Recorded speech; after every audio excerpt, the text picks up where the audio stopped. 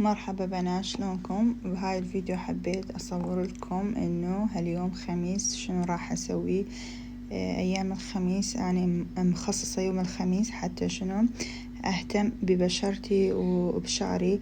اول شي راح اشيل صبغ الاظافر، وراها راح ابدي اخلي زيت على شعري، ووراها اخلي ماسكات على بشرتي. فابقوا وياي شوفوا الخطوات اللي راح امشي عليها. ومثل ما تشوفون شلت الصبغ الاظافر. انا ايام الخميس من ارجع من الدوام اشيلهم. وقبل ما اشيل صبغ الاظافر الظهر من رجعت شنو سويت؟ خليت زيت الزيتون الاصلي على شعري. كل اسبوع اني قبل ما اغسل اخلي على شعري زيت الزيتون. وهاليوم خميس راح اسبح، فخليت على شعري زيت الزيتون الاصلي. وعندي فيديو خاص انه شلون نميز بين زيت الزيتون الاصلي والمغشوش. اخليها على شعري فت 4-5 ساعات وبعدين اغسلها. واذا ما كان عندك مجال على الاقل خلي تبقى 2 على شعرك. تبقى 2 على شعرك، ووراها شنو خلي فت كيس على شعرك.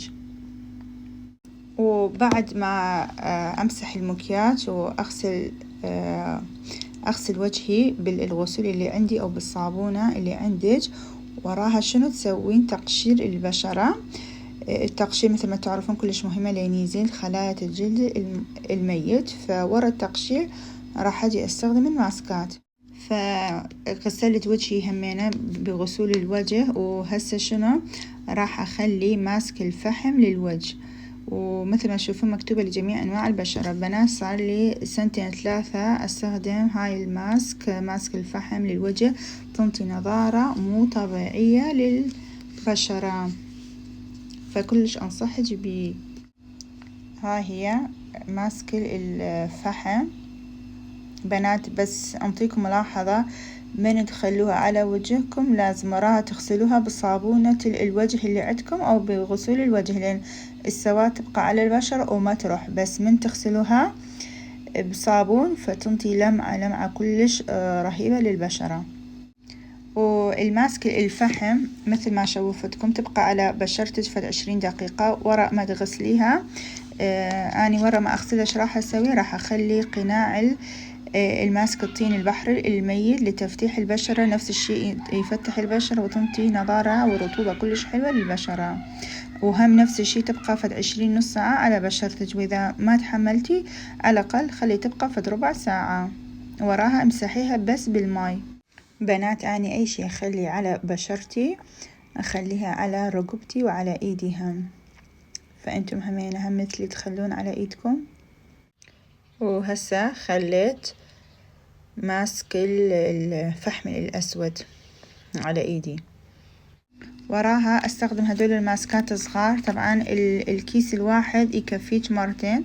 هسه راح استخدم هذا الكيس استخدمها نصها. ومثل ما تشوفون مصنوعة من تين، يعني الشاي، من شجرة الشاي.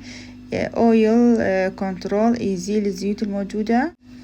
ديب كلينسينج ينظف البشرة بعمق. وكلش راح تعجبكم. وراح اخلي منها نفس الشي تبقى فد 20 ساعة وراها غسليها. وورا ما اخلص من الماسكات اكمل كل شي. هذا العلبة مثل ما تشوفون مخلية بيها ماء الورد. ارش بشرتي بماء الورد. هذا البخاخ تشوفون مخلية بيها ماء الورد. ارش بشرتي بماء الورد حتى اسد المسامات. وماء الورد كنا نعرف ايش قد مفيدة للبشرة. واذا ما كان عندك بخاخ تقدرين بقطن تخلين عليها شوية ماء الورد وتمسحين بها بشرتك. وراها ايش راح نسوي؟ اخر خطوة انه نرطب البشرة. الترطيب بنات كلش مهمة.